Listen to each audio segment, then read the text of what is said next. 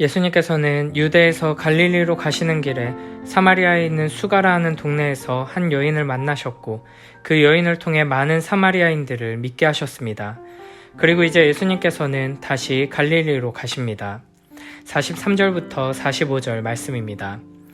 이틀을 지남에 예수께서 거기를 떠나 갈릴리로 가시며 친히 증언하시기를 선지자가 고향에서는 높임을 받지 못한다 하시고 갈릴리에 이르심에 갈릴리인들이 그를 영접하니 이는 자기들도 명절에 갔다가 예수께서 명절 중 예루살렘에서 하신 모든 일을 보았음이더라. 아멘. 44절에 보면 예수님께서는 선지자가 고향에서는 높임을 받지 못한다고 말씀하십니다. 다른 복음서에서도 이 말씀이 등장합니다. 마태복음 13장 54절부터 57절에서는 이렇게 말씀하십니다. 고향으로 돌아가사 그들의 회당에서 가르치시니 그들이 놀라 이르되 이 사람의 이 지혜와 이런 능력이 어디서 났느냐? 이는 그 목수의 아들이 아니냐? 그 어머니는 마리아, 그 형제들은 야고보, 요셉, 시몬, 유다라 하지 않느냐? 그 누이들은 다 우리와 함께 있지 아니하냐? 그런즉 이 사람의 이 모든 것이 어디서 났느냐 하고 예수를 배척한지라. 예수께서 그들에게 말씀하시되 선지자가 자기 고향과 자기 집 외에서는 존경을 받지 않음이 없느니라 하시고 아멘. 예수님의 고향 사람들은 예수님의 가족들을 알고 있었고 예수님의 어린 시절을 기억하고 있는 사람들이었습니다. 그들은 예수님을 잘 알고 있다고 생각했기 때문에 예수님의 놀라운 가르치심을 듣고도 참된 믿음으로 반응하지 못하고 있는 것입니다. 이미 자기 안에 자리 잡은 익숙함을 벗어나지 못하고 내가 이미 예수님을 알고 있다고 생각하는 교만함이 결국에는 예수님을 배척하는 결과를 불러온 것입니다. 그런데 오늘 본문 45절을 보면 갈릴리 사람들은 예수님을 배척하지 않고 영접하는 것처럼 보입니다. 갈릴리인들이 예수님을 영접하는 이유는 예수님께서 명절 중에 예루살렘에서 하신 일을 보았기 때문입니다.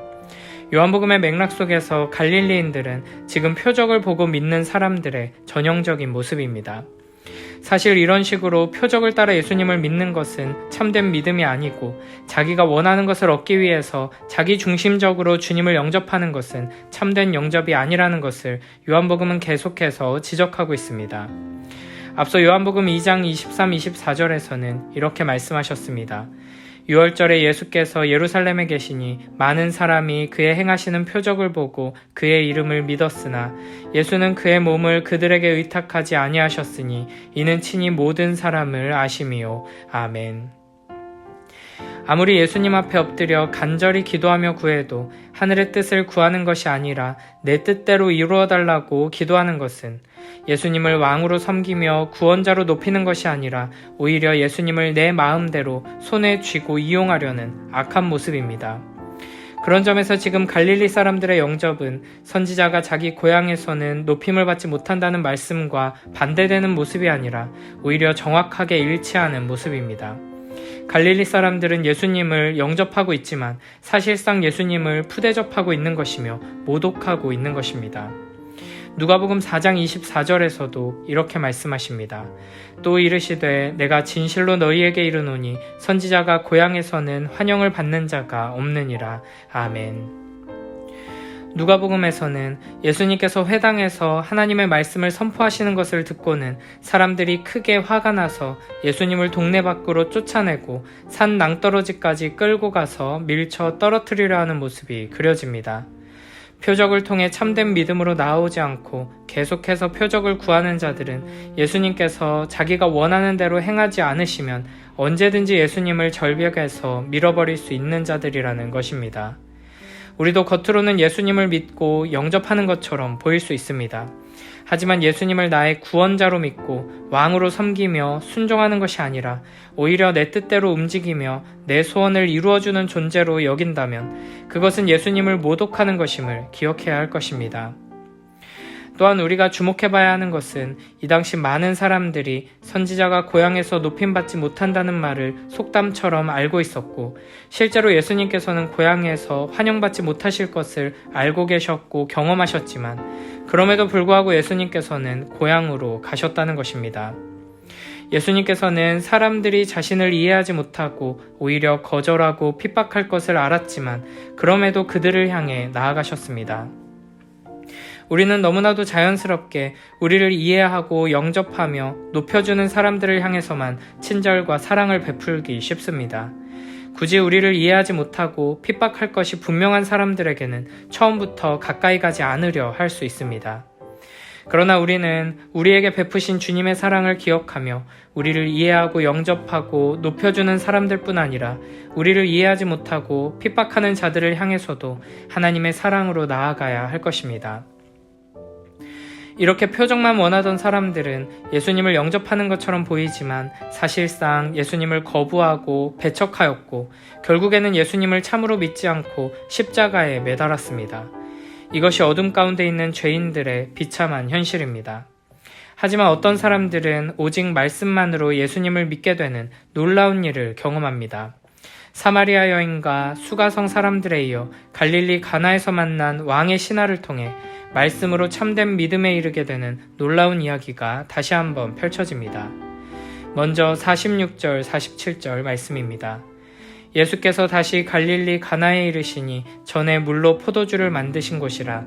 왕의 신하가 있어 그의 아들이 가버나움에서 병들었더니 그가 예수께서 유대로부터 갈릴리로 오셨다는 것을 듣고 가서 청하되 내려오셔서 내 아들의 병을 고쳐주소서 하니 그가 거의 죽게 되었음이라. 아멘. 예수님께서 다시 갈릴리 가나에 이르셨다고 하면서 전에 물로 포도주를 만드신 곳이라는 설명을 덧붙이고 있습니다. 이것은 가나 혼인잔치에서 보여주신 첫 번째 표적과 오늘 본문의 두 번째 표적이 매우 밀접한 연관이 있음을 보여주는 것입니다. 첫 번째 표적은 예수 그리스도의 보혈의 능력이 우리의 영원한 잔치, 하나님과 하나 되는 기쁨을 회복시킨다는 것을 보여주는 사건이었습니다. 마찬가지로 두 번째 표적으로 등장하는 왕의 신하의 아들을 고치신 사건 또한 예수 그리스도의 십자가와 부활만이 죽은 자를 살리는 유일한 길임을 보여주는 사건인 것입니다. 가나에 오신 예수님께 가버나움에서 왕의 신하가 찾아옵니다. 병들어 죽게 된 아들을 고쳐달라는 것입니다. 그런데 예수님께서는 이 요청을 들으시고는 이렇게 말씀하십니다. 48절입니다. 예수께서 이르시되 너희는 표적과 기사를 보지 못하면 도무지 믿지 아니하리라. 아멘. 이 말씀은 너희는 표적과 기이한 것을 보지 않으면 전혀 믿으려 하지 않는다라는 책망의 말씀입니다. 아들을 고쳐달라는 요청에 표적을 보고 예수님을 따라오는 사람들을 향한 책망으로 답하신 이유는 이 사람의 믿음이 참된 믿음이 아니라 표적을 믿는 믿음이라는 것입니다. 왕의 신하라 함은 왕족이거나 왕과 아주 가까운 높은 귀족을 의미합니다. 그는 당시 갈릴리 지방을 다스리고 있던 헤롯 안티파스의 친척이거나 그와 아주 가까운 귀족이었을 것입니다. 또한 가버나움에서 가나까지는 약 40km의 거리였습니다. 이렇게 높은 지위의 사람이 나사렛 출신의 한 청년을 만나기 위해서 먼 길을 달려온 것입니다. 그리고 그는 죽어가는 자기 아들을 살려달라고 애원합니다. 헬라어로 보면 이 아들은 하나밖에 없는 아들이고 어린 아이가 아니라 어느 정도 큰 아들이라는 것을 알 수 있습니다. 이 정도의 모습이면 귀한 믿음의 행동이라고 평가할 수 있을 것 같지만 예수님께서는 단호하게 너희에게는 믿음이 없다고 책망하십니다. 아무리 진심으로 절박하게 예수님을 찾아도 결국에는 표적을 보고 표적을 구하는 믿음은 참 믿음이 될 수 없다는 것입니다. 그러나 왕의 신하는 다시 한번 간절하게 요청합니다. 49, 50절 말씀입니다. 신하가 이르되 주여 내 아이가 죽기 전에 내려오소서. 예수께서 이르시되 가라 내 아들이 살아있다 하시니 그 사람이 예수께서 하신 말씀을 믿고 가더니 아멘. 이렇게 절박한 심정으로 예수님을 찾아와 자기 집으로 찾아오셔서 고쳐달라고 두 번이나 간절히 요청하는 왕의 신하에게 예수님께서는 가라 내 아들이 살아있다 라고 말씀하십니다. 헬라어로 보면 49절에 신하가 예수님께 하는 말과 50절에 예수님께서 하시는 말씀이 동일한 구조를 가지고 있습니다. 신하는 예수님께 가라 내 아들이 죽기 전에 라고 말하고 예수님께서는 가라 내 아들이 살아있다 라고 말씀하십니다. 이런 식으로 우리는 하나님이 먼저 움직이면 나도 움직이겠다는 태도로 하나님과 거래하려는 때가 많습니다. 내 기도에 응답해 주시면 나도 믿어주겠다 하는 것입니다. 그러나 이런 식의 거래식 믿음은 믿음이 아니라 불신앙이며 불순종입니다. 우리는 이런 믿음으로는 예수 그리스도를 온전히 경험하지 못한다는 것을 기억해야 합니다. 물론 죽어가는 아들 생각에 절박한 심정으로 외친 말이겠지만 신하의 말은 예수님께 가라 명령하는 것처럼 보이기도 합니다. 그러나 예수님께서는 왕의 신하에게 네가 섬기는 그 왕보다 내가 더 높고 권위 있는 왕이다 하는 것을 드러내시며 위엄 있고 능력 있는 말씀으로 내 아들이 살아있다 말씀하십니다. 그리고 가라 명령하십니다. 그러자 놀랍게도 이 사람은 예수님께서 하신 말씀을 믿습니다. 이어서 51절부터 54절 말씀입니다. 내려가는 길에서 그 종들이 오다가 만나서 아이가 살아있다 하거늘 그 낳기 시작한 때를 물은즉 어제 7시에 열기가 떨어졌나이다 하는지라. 그의 아버지가 예수께서 내 아들이 살아있다 말씀하신 그때인 줄 알고 자기와 그 온 집안이 다 믿으니라. 이것은 예수께서 유대에서 갈릴리로 오신 후에 행하신 두 번째 표적이니라. 아멘. 예수님께서는 왕의 신하에게 그 어떤 표적도 기이한 일도 보여주지 않으셨습니다. 다만 내 아들이 살아있다 말씀하셨고 가라 명령하셨습니다. 그런데 이 사람은 그 말씀을 믿고 말씀에 순종해 집으로 돌아갑니다. 표적을 구하지 않고 예수님의 말씀만 듣고 믿은 것입니다.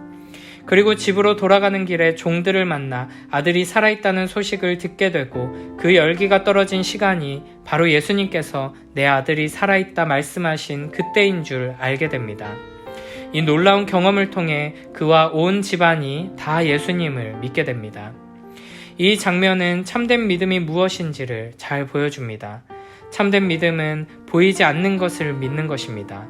표적을 보고 증거를 확인하고 합리적으로 이해가 되어 믿는다면 사실상 그것은 믿음이 아닙니다.